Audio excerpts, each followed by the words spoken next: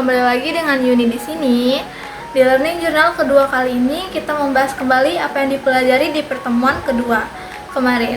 Nah, yang pertama kita membahas dasarnya dulu. Apa itu film?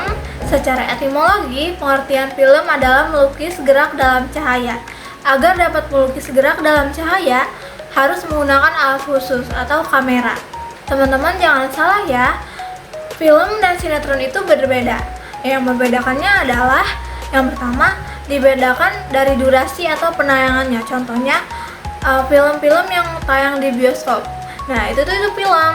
Kalau misalkan sinetron, itu yang ditayang di TV berepisode-episode panjang. Nah, yang kedua, sinetron itu berbasis audio visual tanpa adanya gaya.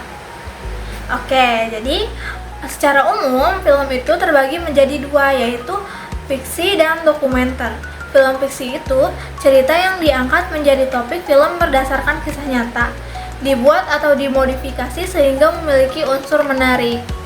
Sedangkan film dokumenter adalah karya ciptaan tentang kenyataan. Pembuatan film jenis ini berdasarkan kisah nyata, lokasi atau potongan rekaman suatu kejadian yang berlangsung tanpa adanya modifikasi.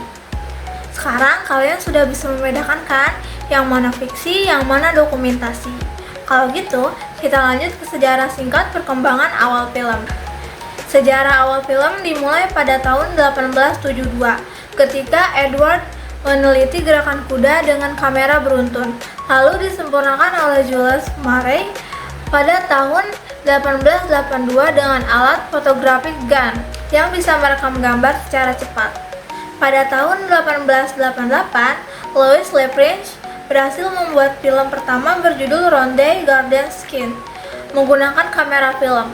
Puncaknya pada tahun 1895, Lumiere Brothers menciptakan sinematograf yang dapat merekam sekaligus memproyeksikan gambar bergerak, sehingga mereka dikenal sebagai pelopor film dokumenter dan awal lahirnya bioskop modern yang kemudian menyebar di berbagai belahan dunia.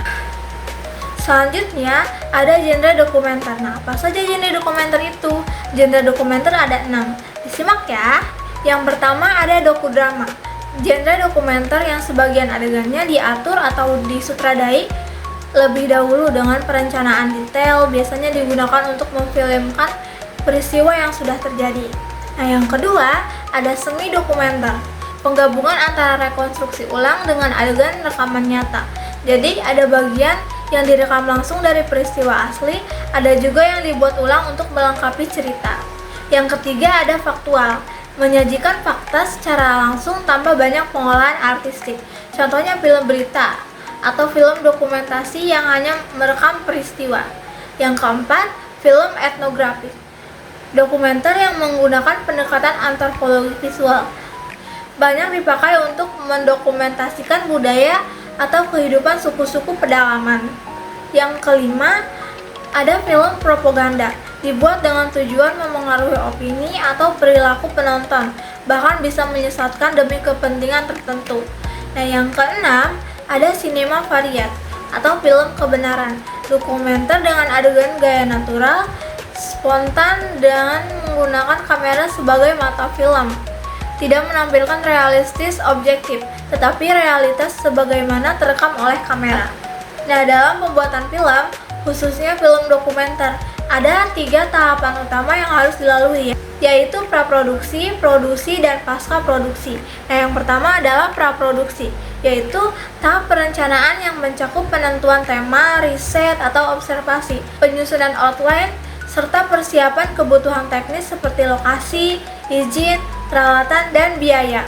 Yang kedua, tahap produksi, yakni proses pengambilan gambar dan suara di lapangan sesuai naskah atau treatment yang telah dibuat.